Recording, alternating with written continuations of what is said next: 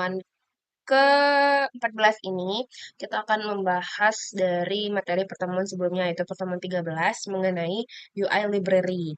Nah, di sini saya akan ngejelasin apa yang dimaksud dengan UI Library atau User Interface Library.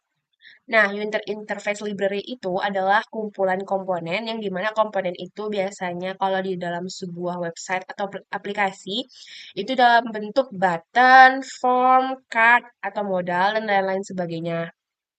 Nah, yang bisa kita langsung gunakan dalam pengembangan aplikasi web ataupun mobile.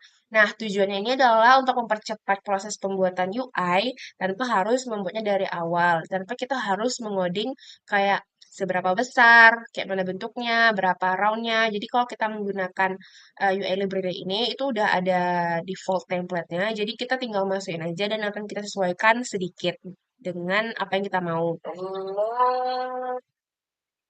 Nah, terus eh untuk penggunaan contoh library ini tuh ada beberapa website yang cukup populer.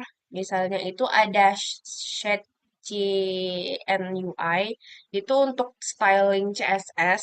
Terus ada MUI atau CSS in JS. Anti design itu untuk custom theme atau tema. Terus ada Daisy UI, Headless UI. Nah, pada pertemuan kali ini kita akan menggunakan Daisy UI. Nah, Daisy UI itu tampilan websitenya seperti ini guys, yang ada logo matahari comel kayak gini. Nah, di sini tuh kita bisa banyak nih masukin berbagai macam UI library. Kita bisa lihat di sini komponennya tuh banyak banget ya. Ada button, drop down, modal, swipe, terus juga ada tema. Terus juga nih banyak nih dikelompokkan berdasarkan fungsinya ini ada navigasi, ada feedback, ada data input, terus layout juga ada, terus ada juga nih mockup nih. Ini bisa kita gunakan kalau misalnya kita mau buat untuk ini ya, desain desain website kita. Kayak kita mau ini biasanya kita gunain kalau kita ini ya di Figma gitu kan pakai mockup gitu kan guys, atau kita mau masukin website kita ke poster itu biasanya kan pakai mockup. Nah, itu bisa kita gunain ini. Cara penggunaan Daisy ini juga cukup mudah ya guys. Kita tinggal langsung masuk nih aplikasinya awal mula nih.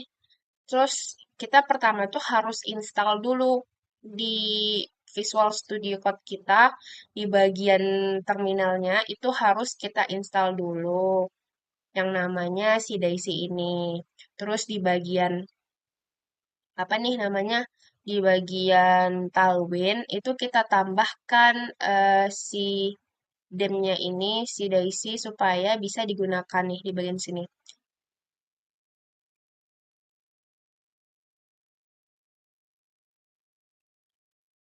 Nah, di bagian sini. Nah, kalau di remodul itu kan ada light and dark ya. Cuman di sini saya tambahin jadi all, jadi supaya kita bisa menggunakan semua temanya tanpa harus kayak kita sesuaikan di sininya. Jadi kayak langsung otomatis nih. Soalnya di Daisy itu kan temanya banyak banget ya. Ada berapa nih? Saya lupa juga. Pokoknya tema di Daisy itu banyak banget nih, sebanyak ini. Jadi kalau kita nggunain all, kita bisa langsung masukin aja di dalam indeksnya itu eh, tema yang ingin kita aplikasikan. Misalnya ini kan saya lagi pakai Valentine kan. Nah, kita tinggal masukin Valentine, nggak perlu kita ubah di bagian si kaldunya lagi. Jadi kita tinggal masukin misalnya cyberpunk atau apa gitu. Nah, pada website saya ini, saya menerapkan si daisy-nya itu pada bagian form sama juga card. Jadi tampilannya itu untuk eh halaman tampilan catering saya ini udah dibuat dengan template baru ya yang sesuai dengan Figma yang ini. Sesuai dengan Figma yang ini. Nih tampilan yang ini sudah saya terapkan di sini. Terus juga untuk paket-paketnya ini juga udah disesuaikan dari wawancara yang udah dilakukan tuh pada minggu lalu. Ini juga udah disesuaikan. tampilannya juga. Jadi ada beberapa hal yang emang harus ditambahkan lagi dan ditingkatkan sih dari ini. Nah, di sini tuh penerapannya itu ada di sini guys. Di form untuk pemesanan, terus juga di bagian cardnya ini. Itu saya terapkan si Daisy. Jadi kan ini Valentine ya. Mari kita coba untuk terapkan si Cyberpunk nih ya, supaya lebih nampak nih perbedaannya. Kita ubah di Cyberpunk. Tuh, langsung berubah warna kuning, terus di sini juga berubah warna kuning yang ngejreng banget. Terus di sini di paketnya juga berubah. Ini karena juga pakai Daisy. Untuk kodenya itu seperti ini. Pertama itu ada di main layout. No, no, no, bukan di main layout, di bagian browse menu. Nah, di bagian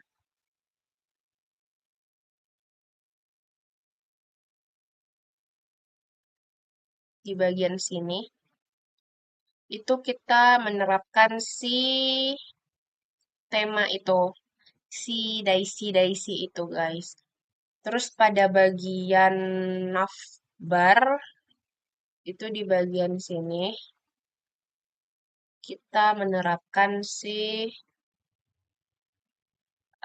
ini menerapkan si Daisy. Terus ini di bagian apa lagi? Oh, hero section. Saat kita mau pesan itu kan ada kayak form gitu kan. Nah, itu ditaruh di sini. Di bagian sini ada modal pesan kayak gitu. Ini kita pakai tipe yang modal. Kalau yang navbar itu kita pakai yang drop down. Terus kalau yang browser menu kita pakai yang card ya. Card sih, seharusnya card. Card. Begitu nih. Nah, untuk penggunaan UI library-nya kan udah diterapkan nih. Terus juga tampilan dari si Sultan Catering ini udah berubah jadi Umi Catering, juga disesuaikan logonya. Terus ini juga udah diterapin sesuai dengan hasil interview kami. Semuanya udah, tinggal mungkin penyesuaian isi website. Jadi kalau untuk poster, itu saya masih buat poster yang pertama, yaitu mengenai informasi website aja. Sini tuh sebenarnya belum sepenuhnya sih, sebenarnya masih ada harus tampilannya harus diperbaiki. Nggak tapi diperbaiki sih, cuman kayak mau ditambah gitu. Nah, di sini udah ada logo, terus juga nama websitenya. Ini juga kayak apa ya? Kayak sedikit quotes, kayak kayak misalnya nih kita punya brand tuh kayak ada quotes singkatnya gitu kan. Nah, Mie Catering itu ada karena dia tuh kemarin hasil kami interview itu dia fokusnya ke tumpeng sama nasi kotak, jadi ya udah. Terus paling ini, terus ini permasalahannya ada dari Umi Catering itu apa, kenapa ada Umi Catering, terus juga tujuannya itu dari website kami apa adalah untuk mempermudah pesanan dengan tampilan antarmuka sederhana. Jadi kayak pengguna itu lebih mudah memahami tampilan website dalam memesan tumpeng ataupun juga nasi kotak gitu. Nah, ini kan udah saya masukin ini dashboardnya, terus juga target penggunanya itu adalah masyarakat umum Pekanbaru ya, terus juga pegawai kantor, terus juga ini komunitas atau keluarga yang kecil menengah atau organisasi itu yang memesan di bawah 300 karena Umi Catering ini tuh perlu diketahui dia juga bukan catering yang besar. Jadi ternyata dia itu adalah catering rumahan yang personilnya itu masih keluarga-keluarga juga. Jadi emang untuk pemesanan itu kata mereka, mereka tuh sanggupnya emang tidak sampai banyak gitu. Nggak sampai yang 1.300 ke bawah. Jadi kayak emang menengah ke bawah itu mereka menyanggupinya. Ini ada juga logo catering, logo Umi Catering di sini dengan nih nasi tumpeng, nasi kotak, nasi lewat, pokoknya kayak gitu.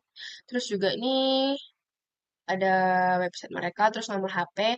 Nah, di sini adalah teknologi yang kami gunakan dengan dalam website ini. Dalam website ini tuh kami menggunakan ada 5 teknologi ya, teknologi, ya kayak gitu.